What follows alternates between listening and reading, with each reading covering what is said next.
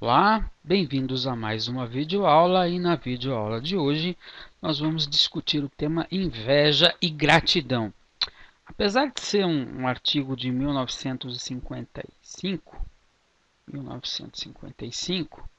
a gente preferiu trazer esse tema, inverter um pouco a ordem cronológica de Melanie Klein, até para seguir os estudos da Hannah Segal. Então, começando com esse tema, nós temos aqui, dentro dos primórdios das relações objetais, nós temos a criança, né? E nós temos a mãe, simbolizada por um objeto parcial chamado seio. E na visão dessa criança, né, como a gente viu na aula sobre aqueles objetos dos pais combinados, a primeira visão que a criança tem para o observador seria do seio contendo o pênis, né, ou algo parecido com isso.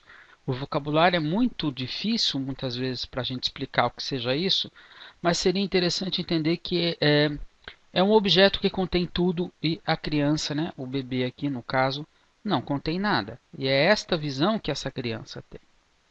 Dentro desta visão, né, dentro desta relação, Melanie Klein vai dizer que um sentimento muito forte aqui que ocorre é o sentimento de inveja.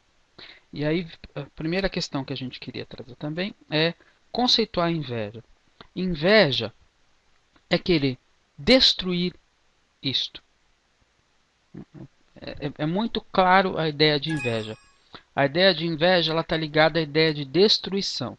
Então seria destruir esta capacidade que o seio teria de ser autossuficiente, de poder ser o seio e ainda produzir o leite. Então, ser e fazer ao mesmo tempo.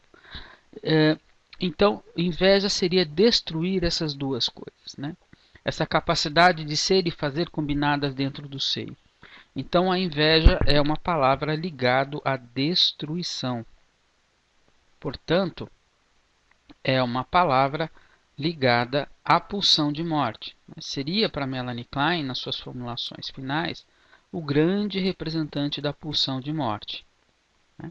Alguns autores que não leem direito Melanie Klein gostam de dizer que ela iguala ódio à pulsão de morte. Não, Melanie Klein vai igualar destruição à pulsão de morte. Se por um acaso o ódio destruir, ele será igualado à pulsão de morte.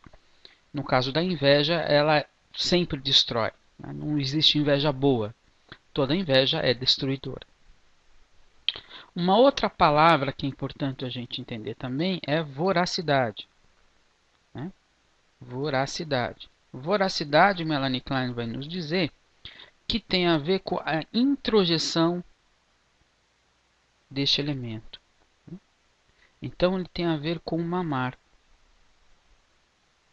E tem a ver com a introjeção.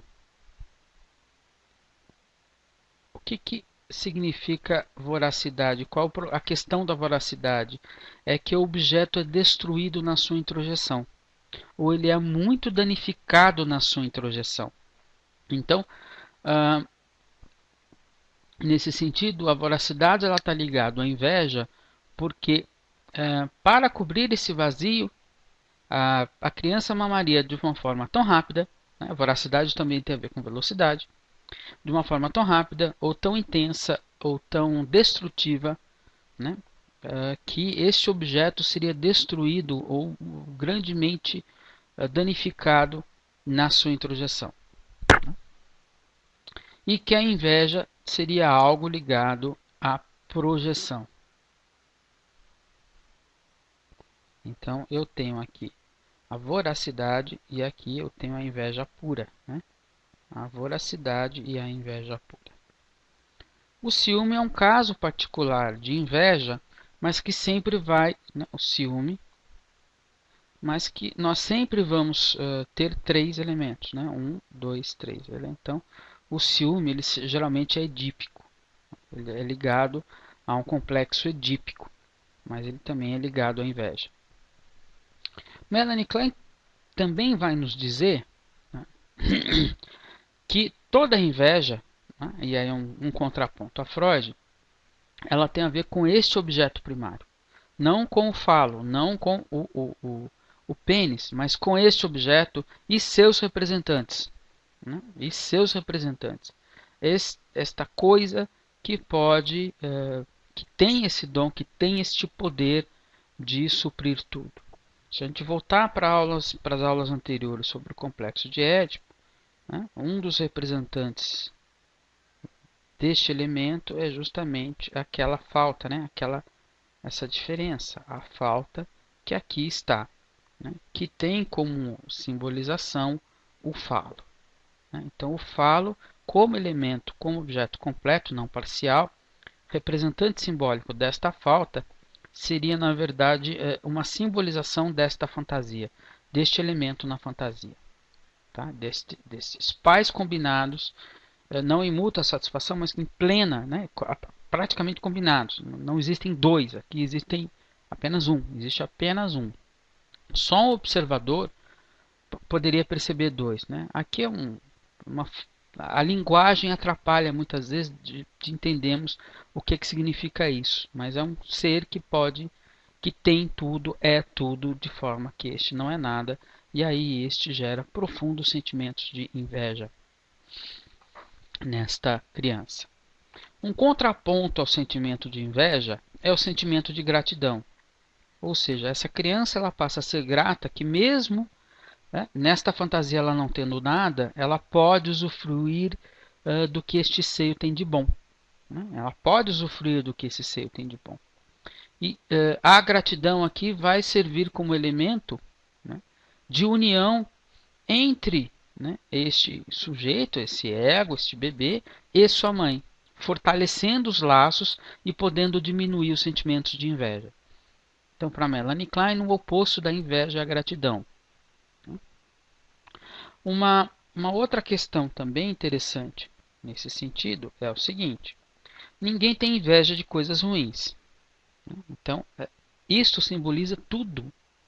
Este é um elemento de fantasia, né?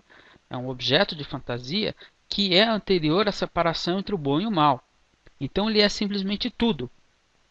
E por ser simplesmente tudo, ele é profundamente invejado. O que depois, em termos de bem e mal, nós poderíamos chegar à seguinte questão: a inveja ela é dirigida a coisas boas. Né? Boas não no sentido talvez de bom e de mal, mas boas no sentido de serem, de terem um poder, de terem alguma coisa que eu não tenho. O que dificulta muito o processo analítico.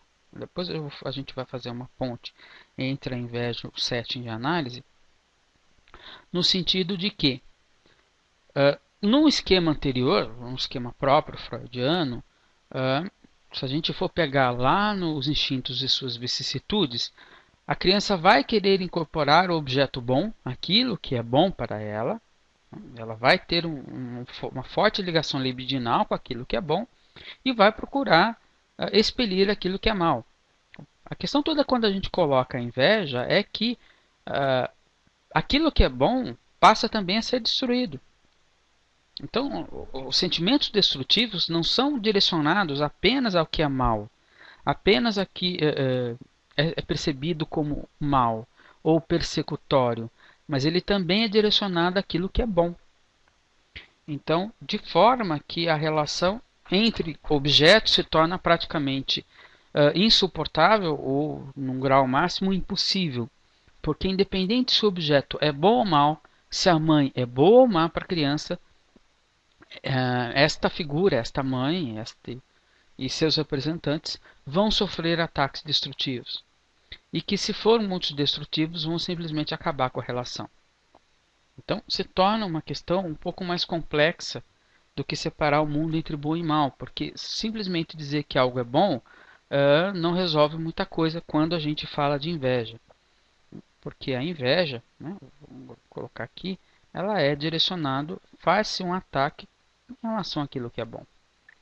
Né? O que dificulta muito, muitas vezes, a função materna, o trabalho analítico, Porque quando a mãe é boa ou quando o analista é percebido como bom, né, esse sentimento de inveja passa a aparecer e aí fortes ataques ao vínculo passam a ocorrer no sentido de destruir esse objeto bom e seus representantes, quer seja a sua possibilidade de produzir leite, né, a sua possibilidade de holding, a sua possibilidade de interpretar no caso do analista, né, e qualquer interpretar e todas as suas capacidades, né, elas passam a ser fortemente invejadas, ou seja, capacidades fortemente depreciadas, né? A depreciação daquilo que é bom, né? A depreciação daquilo que é bom é um sinal de inveja. Quando alguma coisa é boa para mim e eu deprecio, isso é um forte sinal de inveja, porque a inveja visa destruir aquilo que é bom, tornando-o não tão bom, o que diminuiria aqui esse sentimento de inveja, né? Se nós entendemos que a inveja, ela é um representante da pulsão de morte, ela causaria também ansiedade no ego, o que geraria defesas por parte do ego. Então a inveja seria uma representante da pulsão de morte que vai causar ansiedade e, consequentemente, defesas. Grande parte do que nós fomos ver nos estados esquizoparanoides, que seria nosso próximo estudo, estará ligado à defesa contra a inveja, né? Uma outra coisa importante é, se este indivíduo destrói este outro, né, pela lei de Talião, ele envia sentimentos destrutivos, ele vai temer um ataque por parte deste outro, o que vai causar aqui uma ansiedade persecutória, né? O que acontece? Quanto maior a inveja, maior o ataque, maior a ansiedade persecutória. Então eu teria uma ansiedade provinda da inveja e uma ansiedade provinda de sentimentos persecutórios, e uma estaria ajudando a outra, ou seja, incrementando a outra. Quanto mais sentimentos de inveja, maior a ansiedade persecutória. Quanto maior a ansiedade persecutória, mais haverá necessidade de mecanismos de defesa. E dentro do percurso persecutório, quanto maior a ansiedade persecutória, maior o ataque, que vai aumentar a ansiedade persecutória. E aqui a gente teria também um outro elemento complicador deste processo. Por quê? Porque a inveja seria direcionada àquilo que é bom, impedindo muitas vezes que este bom possa ser introjetado, diminuindo os sentimentos persecutórios. Então, seria um agravante dentro do psiquismo da criança. Uma outra coisa importante é que tudo isso é válido para o 7. Por quê? No 7,